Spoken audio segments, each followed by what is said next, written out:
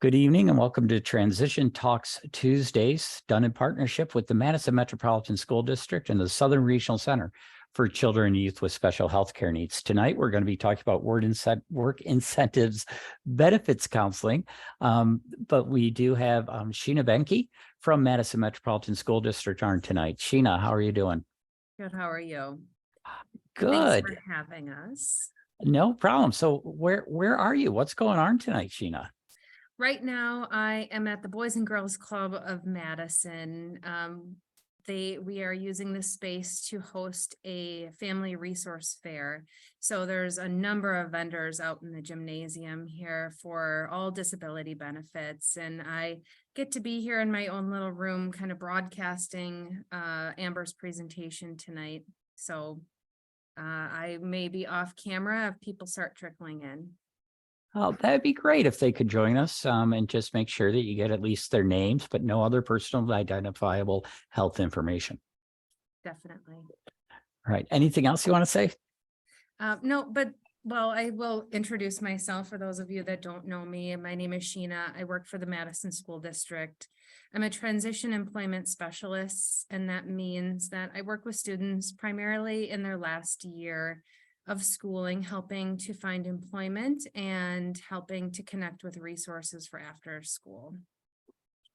So that is it. That is my primary role. Fantastic. And it's been great. We are like this is number 6 of 8. I think Transition Talks Tuesdays right around that. Right. So that is fantastic. And our last one for this year, but we'll pick it up in January. And thank you to Tim for hosting these for Madison schools. Love it. Love the partnership.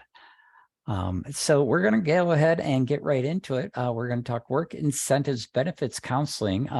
I have heard this presentation before, so Amber makes me do the slides so that I stay here, or else I just wander away. So I will be proceeding with the slides, but Amber Kwiatkowski is a work incentives benefits specialist through the Employment Resources Incorporated, better known as ERI. Amber, thank you so much for being here tonight. I'll let you introduce yourself further as I go ahead and get the screen sharing going.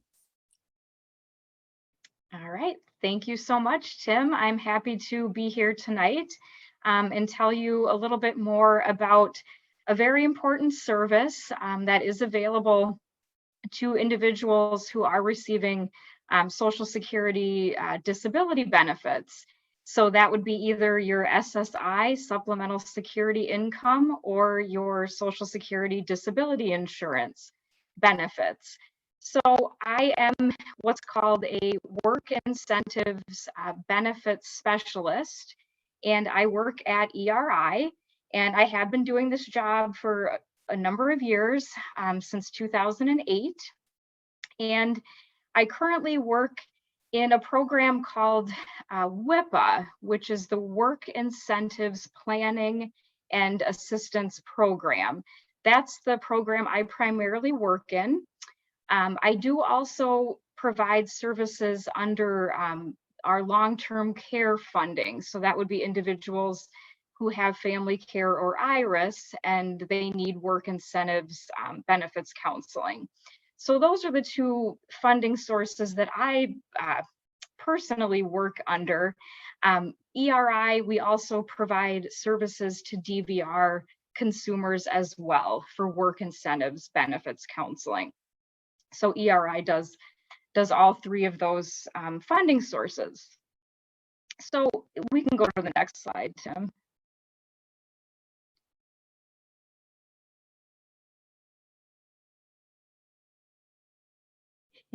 All right. So the first thing to know is how this service is funded, and that's a really important thing to be aware of. And like I said, ERI, we actually provide the service through all of 3 of these funding sources.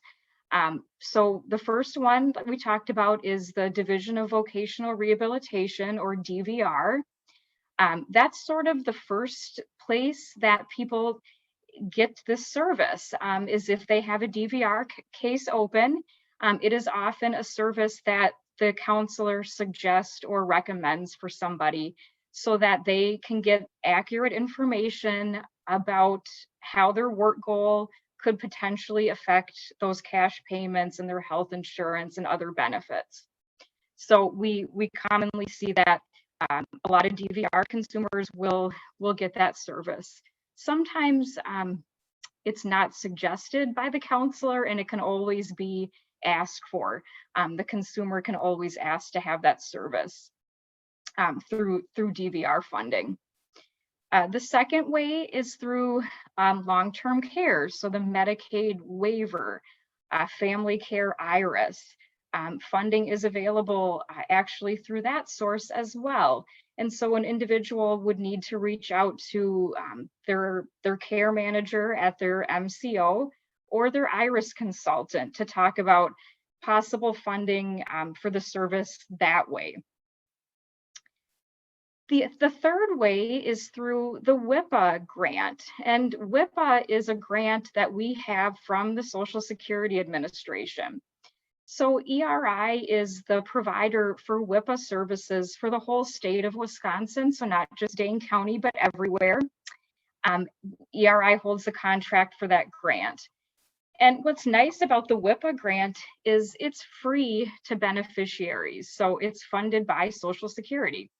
They provide us with a limited amount of money, a grant for a 5-year period, and so we're able to provide the free work incentives counseling, usually to people who are not connected to DVR or to long-term care, because we want to reserve our WIPA funding for individuals who don't have another funding source to get that benefits information.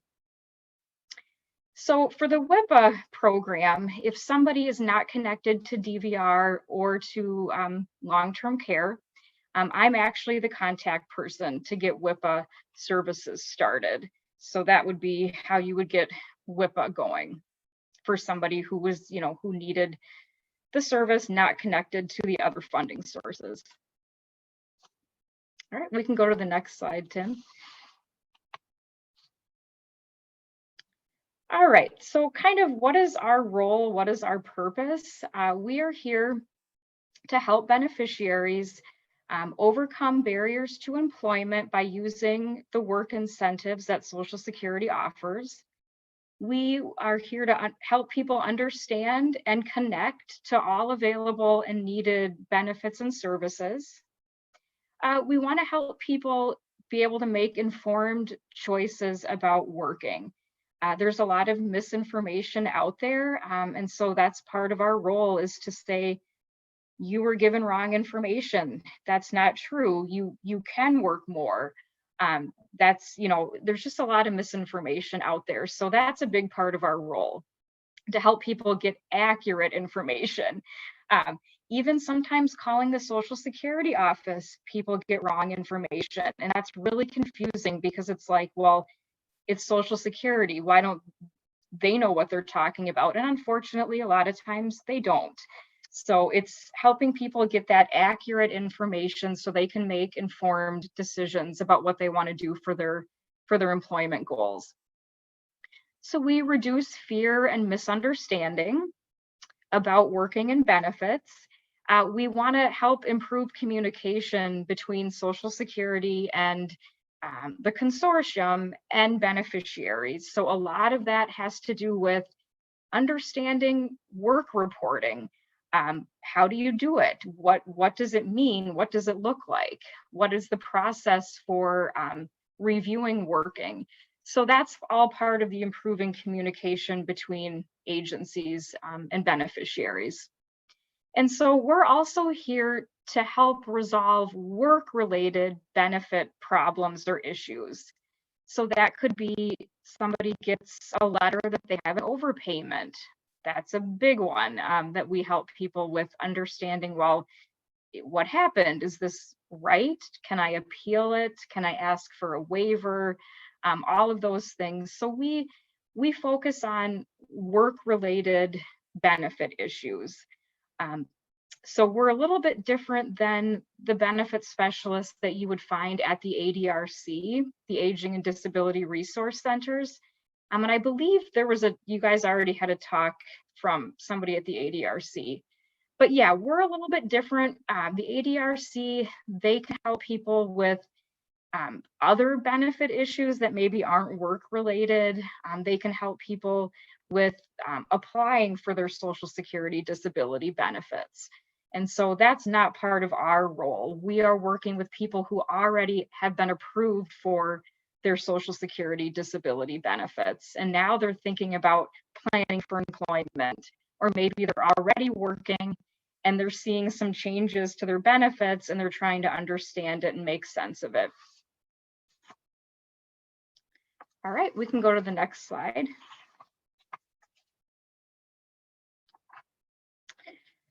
All right, so I hear this, I wouldn't say every day, but I mean, at least once a week. People, who are calling and really believing that they can't work at all, or they will lose their cash payments that they rely on, or they would lose their health insurance, or they would have to pay a really big premium for their health insurance. So it's just, a lot of people really do believe that working is not possible when you receive disability benefits. And the really good news is, work is possible. Even working more than part-time is possible in a lot of cases.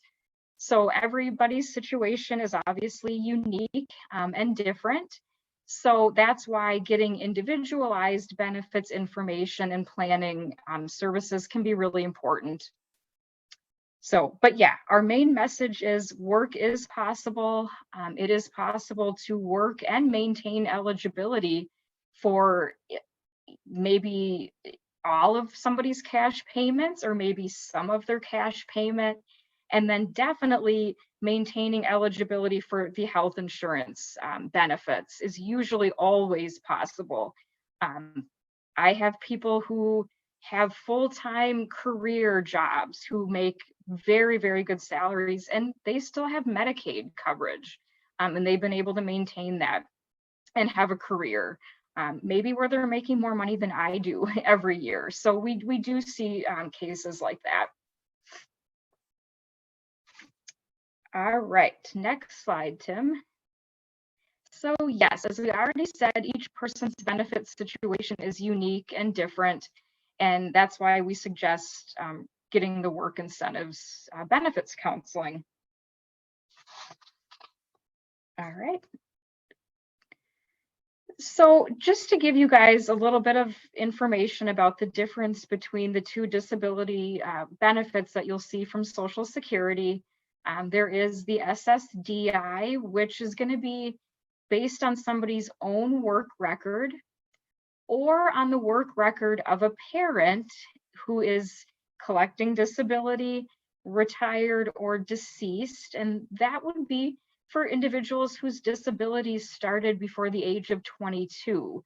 That is part of getting that SSDI on a parent's work record. And that benefit is called a childhood disability benefit, or a disabled adult child DAC benefit. So you probably may have heard of it referred to as one of those names. But that's where that comes in. An SSDI, it doesn't have any limit for assets and resources, so savings, things like that. SSDI does not look at that at all because it's considered an entitlement program. So it's vastly different than the supplemental security income or the SSI program that is financially needs-based. So SSI does look at what somebody has for their savings. It has that $2,000 limit that you might have heard about. So that is for SSI, not for SSDI. Now, your SSI payment this year, the maximum amount that an individual can receive is $841. So it's not that much. Your SSDI payments, those can be different amounts. It is based on a worker's lifetime earnings history. That's what determines the SSDI payment. SSI, you have automatic Medicaid health insurance in Wisconsin. So that's a really important part of SSI.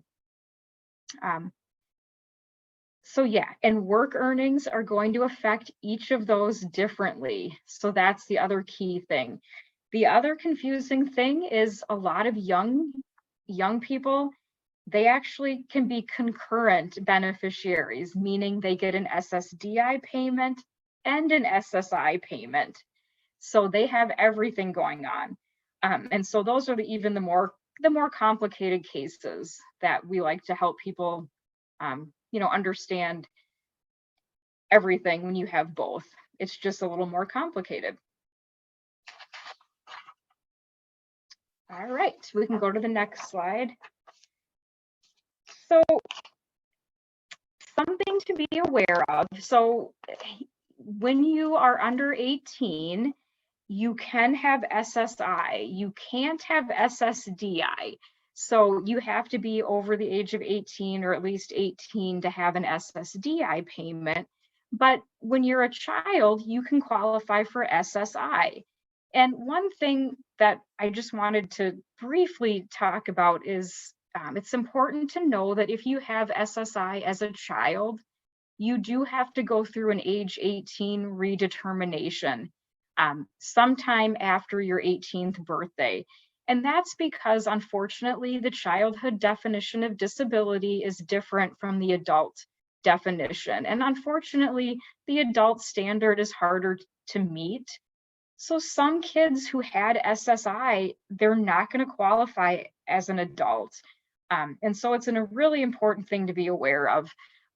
And so that review generally happens within the first year of somebody turning 18. They don't always, but I feel like generally they do. So that review is really a full initial application for disability benefits. It really is. So that's a really important thing for, I guess, for parents to be aware of, that will happen for their child. And it's important to do all the paperwork that is requested to give them any and all information about the disability and, everything that would be needed to make the best decision. And of course, there are appeal rights and things for those age 18 redeterminations. And that would be something that I would probably think the ADRC is better equipped for helping people who might be having a problem with that, where they might need to appeal a decision and things like that. All right, we can go to the next slide then.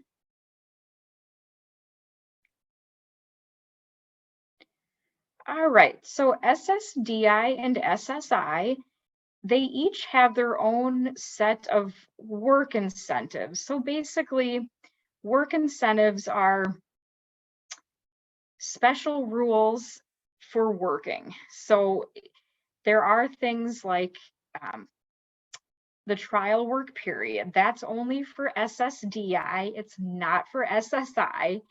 But what it is it gives everybody on SSDI 9 months to try working and earn any amount for those 9 months and still receive their full SSDI payment. And it's for 9 months, and beneficiaries only get one trial work period. So once that's used, unfortunately, it's used. And then there is a safety net called the extended period of eligibility, which is a nice safety net because it allows an SSDI beneficiary the chance to restart their payment if they need it again, anytime in the 3-year period that follows their trial work period. So that's a nice safety net that's available only for SSDI, again, not for SSI. So SSDI, they look at what's called substantial gainful activity, or SGA, you'll hear it referred to. So SGA is essentially a monthly amount of earnings that is allowed under the SSDI program rules. And that amount is established every year by Social Security. You'll hear it. A lot of people know what it is. It's out there. It's currently $1,350. That's the current SGA limit for this year. So that is something, yeah, that it's great to know. When you have SSDI, you can make up to that dollar amount indefinitely and keep getting your cash payment, your SSDI. So there are other work incentives that are not as well known. One of them is subsidy. That is where some people are able to earn more than the SGA monthly limit, and that would be if they have subsidy at their job. So that would be extra support or assistance to perform their job duties. One example of that is having a job coach. That is a subsidy. That means that somebody has some extra support on the job, but it could also be from a fellow coworker or a supervisor that's providing additional maybe supervision, maybe they have modified tasks, things like that. So that's a work incentive that we help people figure out if it applies to them, how they get that verified with their SSDI claims rep. So that's a good one to know about. And then there's the impairment related work expenses. Those can also be used as a deduction for individuals who maybe are earning above that SGA substantial limit. So Social Security will look at if somebody has to pay out of pocket for impairment related work expenses. So it could be things like medication co-payments, or maybe co-payments for different therapies, or chiropractor, or specialized, equipment that they might need to do their job because of their health condition. So those are also things that can be important for people. If they're earning more than that $1,350, that's when we look at these other factors to see if any of those things can be reported to Social Security, and maybe somebody can remain eligible to keep getting their payment. And those are things that not everybody knows about. So those are things that we make sure people can take a look at and make sure if it does apply to them, get that reported and get that work review accurate. So getting anything and everything regarding work incentives reported to Social Security. That's another big thing that we are here for. So one other thing, so Medicare is associated with SSDI. Medicare eligibility starts 2 years after entitlement to the SSDI payment. One nice thing is, even if somebody is working off of their cash payment, their Medicare can continue for a number of years, even after maybe their cash payment has stopped. And that's another work incentive. It's the extended Medicare provision. So it's really helpful for some people. So let's switch over to the SSI side of things. SSI, I like to say, actually looks at working even more favorably than SSDI.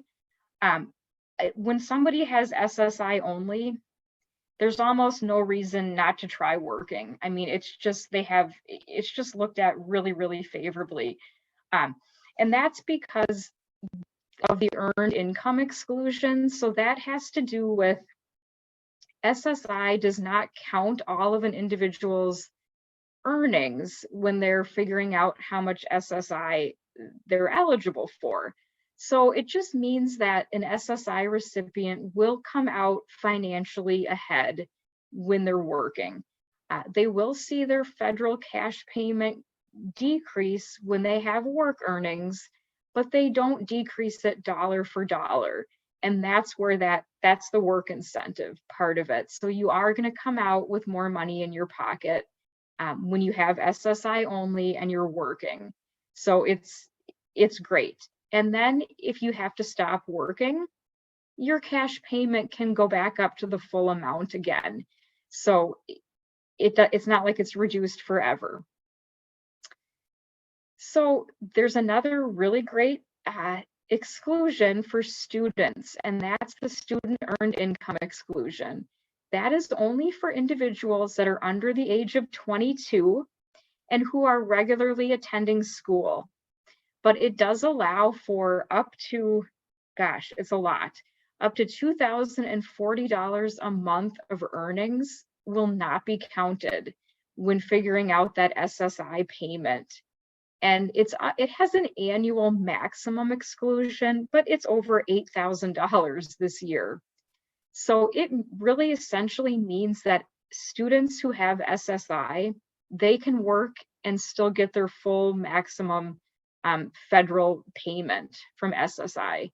So it's great. It's a great work incentive for students. So we like to make sure people know about it.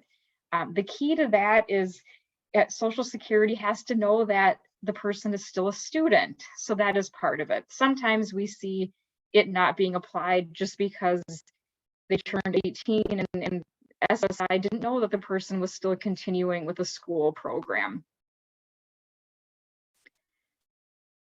SSI also looks at impairment-related work expenses. So that can also help somebody keep more of their SSI cash payment when they're working. And probably the best SSI work incentive is the 1619B, which is the special rule that continues that automatic Medicaid coverage. And that would be even if somebody is earning so much that their cash payment has been reduced all the way down to zero, they can still have their automatic SSI Medicaid, and it's called 1619B.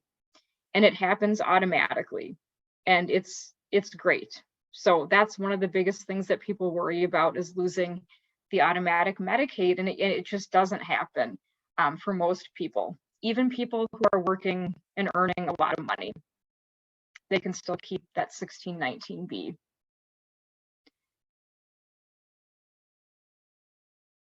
All right, we can go to the next slide. So Medicare and Medicaid are very different, and a lot of times people don't understand the difference between the two. They don't understand which one they have. So just a little bit about the differences. So Medicare, as we already said, it's for SSDI beneficiaries after a 2-year waiting period. It does have the parts A and B and D. It's not as comprehensive as Medicaid, so it has some more cost sharing responsibilities. There are state programs that will help pay for some of those costs though. And so that's one of the things we help people to understand if they're eligible for. And that's like the Medicare savings programs, and then the LIS, which is the low income subsidy for Part D, the prescription drug coverage. And then of course, Medicaid is way more complicated because there's different programs in Wisconsin for people with disabilities. So there's the SSI related Medicaid, there's the Medicaid Purchase Plan, which is the MAP program. We have another one called the Medicaid Deductible. There's Badger Care Plus. So there's a lot of different Medicaid programs. Each one will have its own income limits and asset limits. And some have premiums or cost shares associated with them. So again, that's something that we help people understand. What is the best Medicaid program for them when they're working, and can they stay in the one they have now, or would moving to a different Medicaid program be better for them? So we help people look at those options.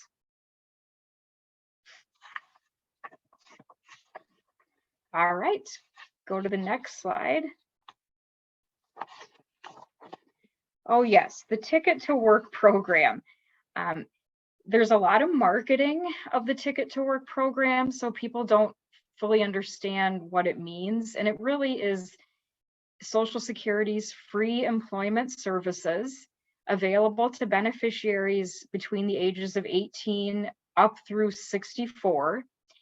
And it really means that individuals can work with the DVR agency or an employment network or an EN.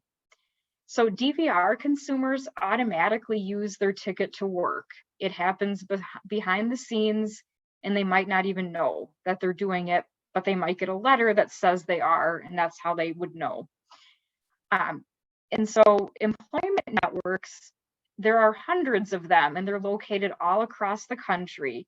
And beneficiaries have a choice of whichever employment network they want to get services from. It's their choice, and they could choose to work with one of them at any point in time. But the thing with the Ticket to Work program, it is really designed for beneficiaries who have a full-time job goal. So it is going to be like working off of benefits. That's who the Ticket to Work, the employment networks, that's how they get reimbursed, is by helping individuals work off of their benefits. So they might not work with anybody, whereas DVR will work with, individuals who have a part-time job goal. Employment networks aren't necessarily going to do that. So it's a little bit more limiting. But I think with the transition age youth population, a lot of people are going to be going with DVR. So the thing to know is they will be using their Ticket to Work when they have a DVR case open. So this one advantage of having the ticket assigned to either DVR or an employment network is medical continuing disability reviews can be postponed. So that's, really helpful for some people who are worried that if they have a medical review, their benefits will end because of medical improvement.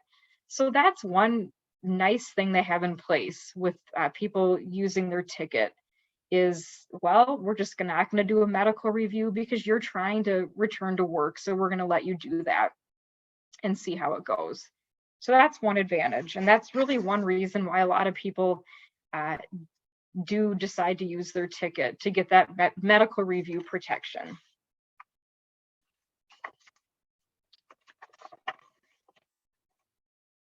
All right.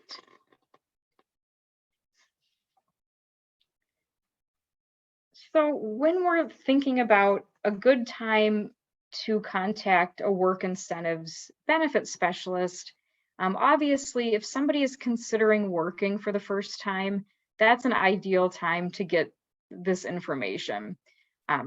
I talk to people a lot who have already been working for a lot of years, and they wish they would have gotten this information ahead of time, and maybe they would have made a different decision about working if they would have known everything ahead of time. So considering working for the first time, if somebody is going to be making more money, we hear from a lot of people, gosh, recently since COVID, where they're now making more money. Their employers are giving them raises, and they are like, I don't know if I can take this raise. So that's another time where we hear from a lot of people. They're getting a raise, or maybe they want to try to work more hours. Obviously, going back to work, developing a career plan, looking for a job, or again, the other biggest thing we hear from people is they're having a problem with their benefits. Some people, their payments have stopped and they have no idea why. And that might be because they missed a letter from Social Security that explained something they were supposed to do and they didn't do it. And so we can, with a signed release of information, we can help them contact Social Security and find out what happened and what their options are for getting their cash payments back, or what they can do to resolve the issue. All right, next slide.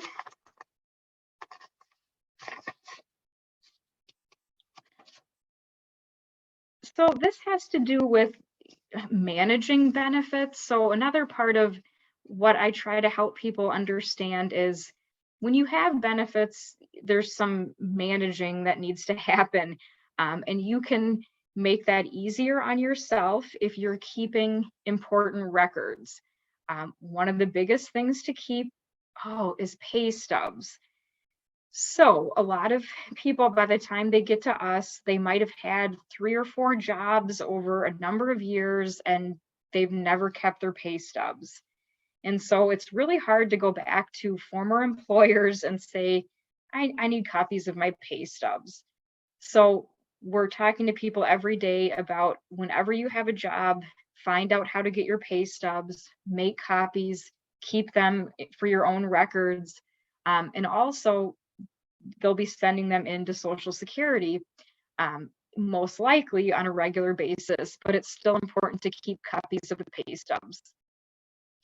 Also, keeping letters from Social Security is really important, and a lot of people don't do that. Some do, and it makes our job a lot easier when they contact us. If we can look at letters and things, that helps us figure out what's going on. The other important thing would be receipts for any impairment-related work expenses. And the other thing is, as part of our benefits counseling, we do verify somebody's benefits. So that's part of our process. But if somebody does have a benefits verification letter, that can be helpful when I'm first starting to work with them, but I will go ahead and verify things anyway. And the other big part of what I do is helping people to understand what their reporting requirements are. So that is to the Social Security local office. It is reporting to the consortium. So that's the Capital Consortium for Dane County. That would be for Medicaid and food share. That's who determines that eligibility. And then, of course, housing. So if somebody's getting subsidized housing, that's another place that they have to report earnings to. All right, that's it for that slide.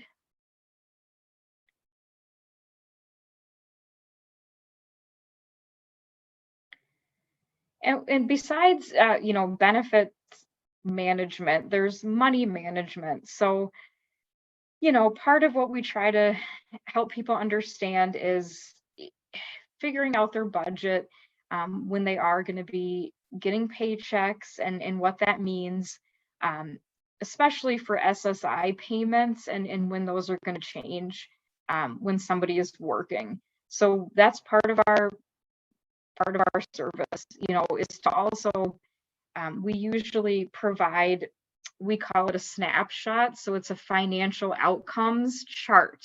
So it's going to be a breakdown for somebody with different earnings goals to show them what the final financial outcome will be with different, work goals. So maybe what does 10 hours a week look like compared to 20 or 30 or 40? So that's part of our service, is providing the overall financial outcome, and hopefully it's a positive financial outcome with working. And it usually is, but sometimes it isn't with the SSDI benefit, specifically for individuals who might be getting a lot of SSDI, maybe working full-time, they're not going to come out financially ahead. So that's one thing. Sometimes it's a hard conversation to have, but it's important to, for some people, that could be the case. With SSI, it usually is never the case. So.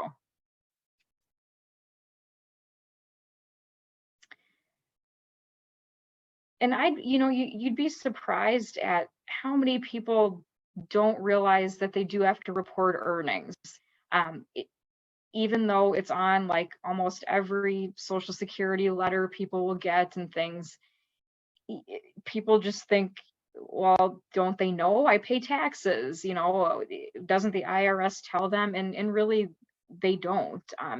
Eventually, Social Security will do an interface with IRS records, but that could be a year or two later, and they might already have been overpaid in benefits by that time. So There are really great ways to make work reporting easier. So there's different methods that can be used. And so we educate individuals about those different options. And we can help them figure out how to use the different reporting options to make it easier.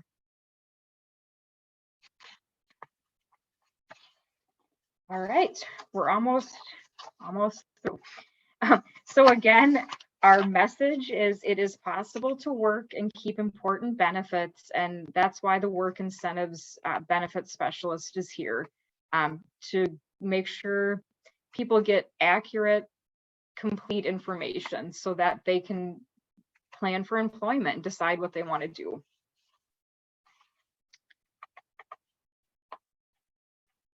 And, you know, again, each person's benefit situation is unique and different. So that's why we encourage individualized, you know, advisement. So that means getting benefits verified and providing a written summary or report for individuals.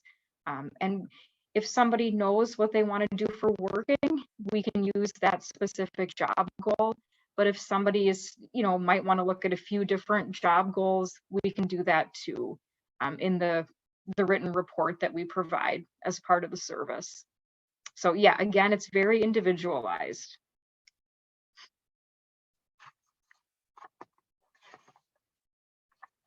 And so yeah, my contact information is here on the last slide.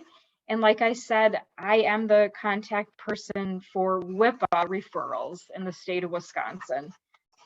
So I'm the first point of contact for WIPA, but if it's a DVR client, then it's a different process. So DVR has a, you know, they have different providers for benefit services. ERI, we're one of them for Dane County, but we're not the only one. So the consumer does have a choice as to who they would want to get the benefits counseling service from. And it might be ERI, but it could be somebody else in Dane County.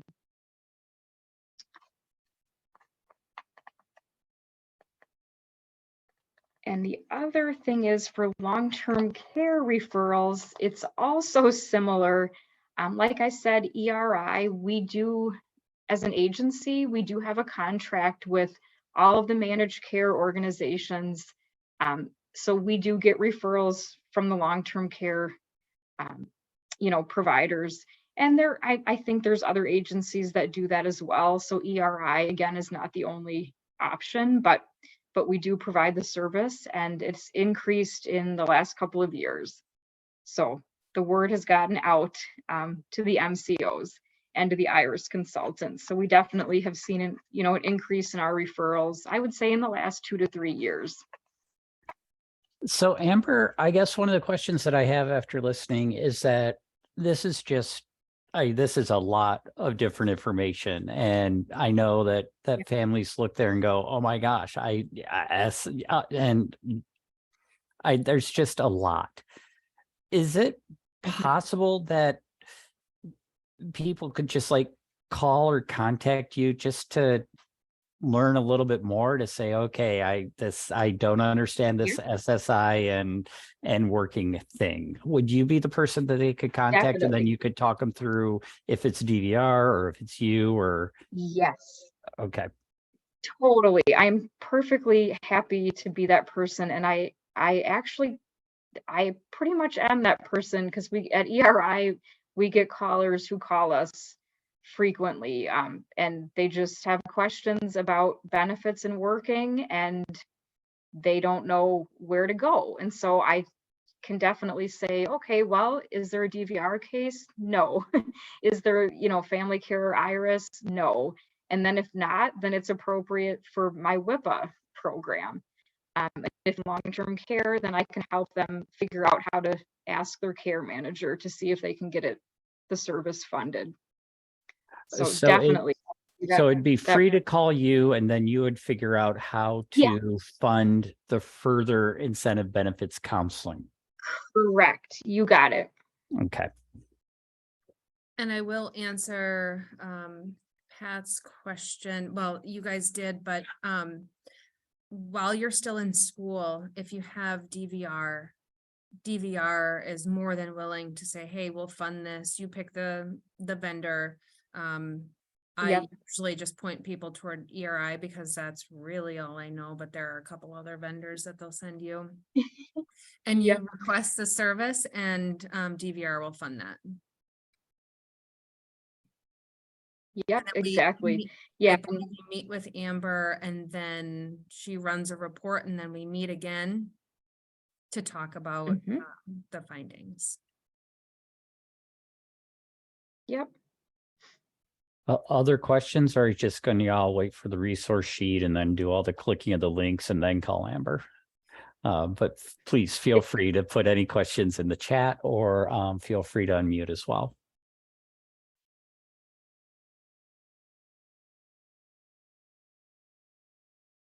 And I might have put a poor link in there. So I apologize. I will go back through and I will try to, yes, Pat. I've had other private messages that it's like this deer in the headlight, overwhelming type look.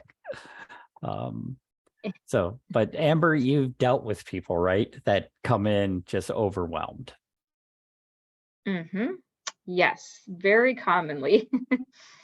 Yeah. Well, that's really why our service is really important. I mean, I guess I could say that. Unfortunately, the work incentives are complicated and the rules and guidelines are complicated. So it kind of makes my job important. So, but yeah, we are able to break things down and make it easy to understand. And that's what our reports are. And having something in writing is really useful, but also being connected to a benefits specialist is important. And it can be helpful. So we work with people for the long haul. It's not always just a one and done service. We can be available. I have clients I've been in contact with for years who just keep in contact with me because they're working and they're having benefit changes. And I'm just kind of here to help support them along the way.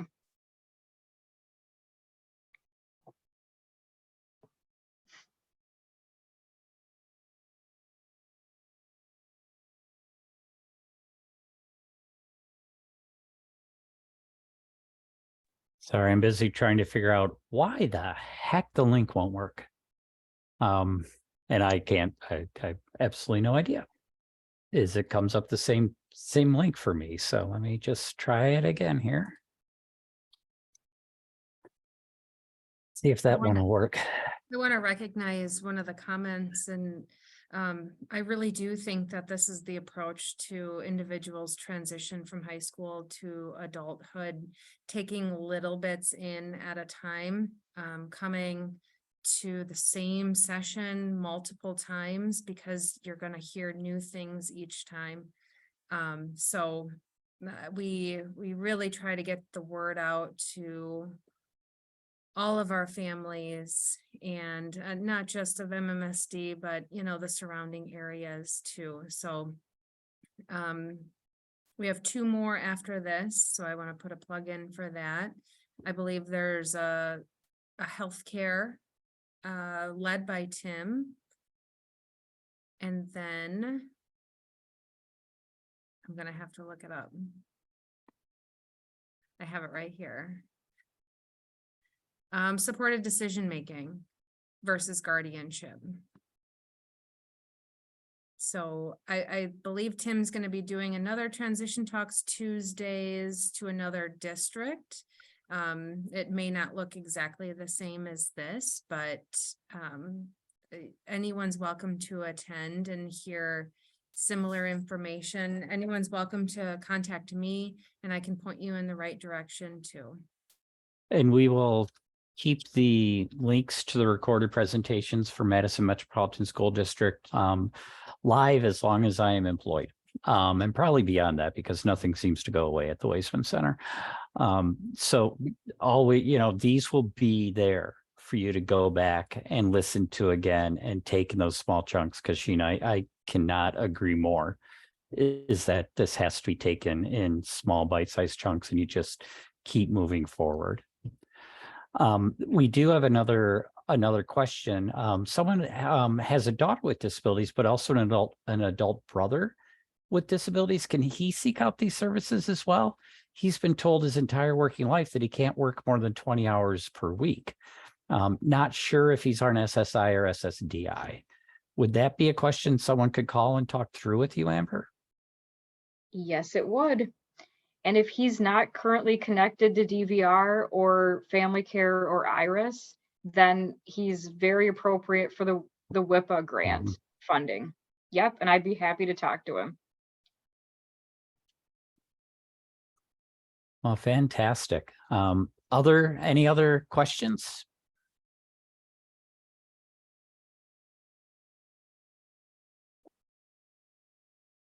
All right. Well, thank you so much, Amber, for continuing to be employed by ERI so that I don't have to find somebody new to do this presentation.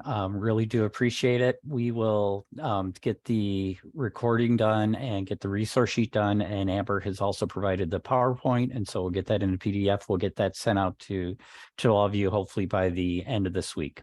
Along with that, because I don't feel like going and looking for it now, along with that will be a link to a short evaluation. We need to keep getting feedback so that we know. I wish I could just print off the chats and give them to people, but they seem to like better evaluations than that. So just if you have a moment, that would be fantastic. But thank you so much for being here. Sheena, thank you so much for being with Madison Metropolitan School District and bringing all these things together. And Amber, again, thank you so much for your expertise. I appreciate it.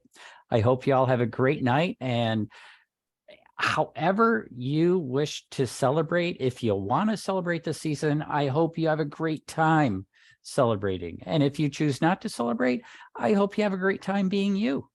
So whoever and whatever you do, I hope you are happy and have a good one. Thanks for being here.